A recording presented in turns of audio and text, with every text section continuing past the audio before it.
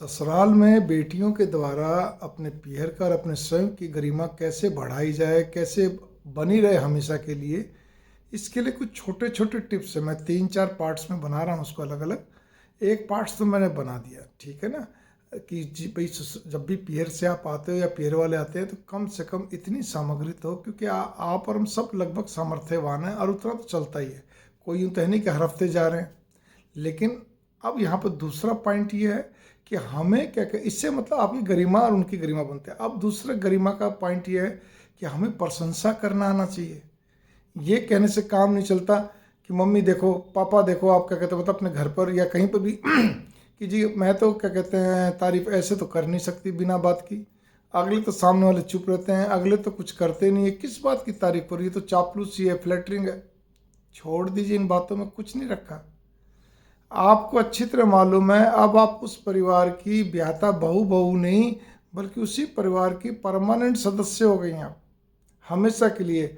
मतलब अगर आप 100 साल तक, 80 साल तक भी आप जीवित रहेंगी तो भी आज के संदर्भ के हिसाब से तो आप ये समझ लीजिए वहीं पर ही रहेंगी। आपके जो बच्चे होंगे वहीं पर पढ़ेंगे, लिखेंगे, पैदा होंगे, बड़े होंगे, सब कुछ होंगे। कहने करता आपका जीवन वही वही घर वही सब कुछ हो जाएगा। और इसीलिए आपको तारीफ करने की कला आनी चाहिए। इसको चापलूसी नहीं बोलते हैं, चापलूसी तो ऑफिस वगैरह में होती है थोड़ा बहुत। हालांकि वहाँ पे भी अगर सही ढंग से हम तारीफ करें तो वहाँ पे भी चापलूसी नहीं कहलाई जाएगी, लेकिन नहीं, वहाँ पे फिर भी मस्का मारना पड़ता, हल्का फुल्का, कुछ सच्ची और कुछ झूठी दोनों मिलाकर। लेकिन गृहस्थी के अंदर ऐसा नहीं। आपके पास दिमाग होना चाहिए कि मम्मी जी आज ये सब्जी आपने जो बनाई ना बहुत अच्छी बनी, बेटा मैं तो कई बार बना चुकी हूँ, आज मम्मी कुछ ज़्यादा ही स्वाद आ रहा है। मम्मी ये आपकी चुन्नी या ये साड़ी का रंग बहुत अच्छा लगा, ये डिज़ाइन अच्छा लगा। मतलब आपको मालूम है पुरानी, या मम्मी भी कह रही बेटा ये 2 साल पुराना सूट है, मैं कई बार पहन चुकी हूँ।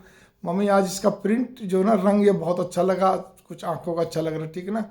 मम्मी को मतलब कभी कुछ, कोई पापा जी हैं आपके, मतलब यहाँ मम्मी पापा सास ससुर, ठीक है ना, जो भी कुछ है, भाई भाभी जेठ जेठानी, जो भी कुछ है आपके अंदर, कम से कम अपने पति को भी इसी तरह कि पति तो कुछ करता नहीं, सदैव गुस्सा होता रहता, वो है या कुछ बोलता नहीं, चुप्पा है। अजी आप करो ना, स्त्रियों का काम है श्रृंगार रस, ठीक है ना, श्रृंगार रस स्त्रियों के लिए। उस श्रृंगार में खाली बनना संवरना ही नहीं, साथ साथ में शब्दों से भी, अच्छे शब्दों का प्रयोग करना भी है, ठीक है ना। मतलब उससे उसको कहते हैं रिझाना अपने रूप, रूप से, गुण से, बुद्धि से, तो रूप और गुण तो है ही आप जो कर रहे हैं, और बुद्धि मतलब अपने शब्दों से आपको रिझाना, ये कला आनी चाहिए। तो इससे गृहस्थी में 4 चांद लगते हैं, लगता है देखो ये कितनी अच्छी है।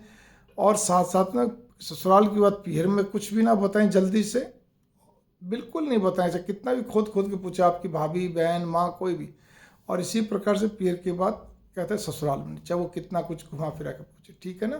तो ये आपको आना चाहिए कि प्रशंसा तो कदम कदम पर होनी चाहिए। कोई भी चीज़ आए, आज आप मान लीजिए आपकी नानी ससुराल से कोई सामान आया तो उसकी तारीफ करो चलाकर, मम्मी जी कितना सामान आया, कितने सुंदर चीज़ें आई हैं, बढ़िया आई हैं। मतलब कि बहुत थोड़ा सा है तो ये मत बोलो जानबूझ के कितना आया, वो तो समझ जाएंगे चमची मतलब चापलूसी करी। लेकिन बोलो मम्मी ये मिठाई बहुत अच्छी आई है, चाहे आप मिठाई ना खाती हो लेकिन आपको एक टुकड़ा जरूर चाखना चाहिए।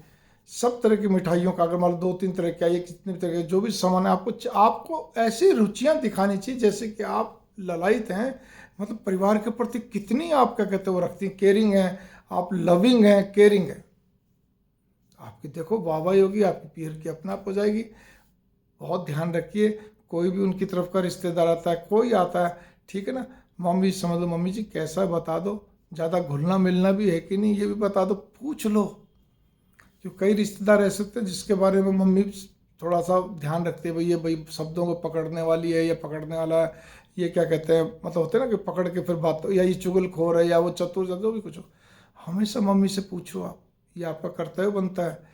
इसी कर मम्मी कोई भी काम करो मम्मी से पूछ पूछ के करो। आपको क्या गया जी, आप दूर हो तो भी आपने घर में अपने क्या कहते हैं नया एसी लगाना, मम्मी जी आज एसी लगवा रहे हैं, ये कंपनी का लगा रहे हैं। मम्मी को बेटा लगा ले, मेरे को क्या मालूम, तुम्हें देखना वहाँ का, विदेश में तुम रहते हो या पूना तुम रह रहे हो। कोई नहीं मम्मी जी आपसे पूछ लिया। मम्मी जी आज शॉपिंग करने गए थे, आज ये ड्रेस ली मैंने, एक आपके लिए मैंने ले ली, या दीदी के लिए ले लिया, जेठानी के लिए। मतलब कहने का तो आपके अंदर भावना होनी चाहिए, जब आप आओ तो आपके पास सबके लिए 2-2 3-3 ड्रेसेज हो, एक एक ड्रेस तो हर एक कोई लाता है। मतलब कहने का तो कोई ना कोई यूजफुल चीज़ें मैंने बताया ना, आपके पास होना चाहिए। मंगल कामनाएं। नमस्कार। थोड़े को ज़्यादा समझिए। नमस्ते।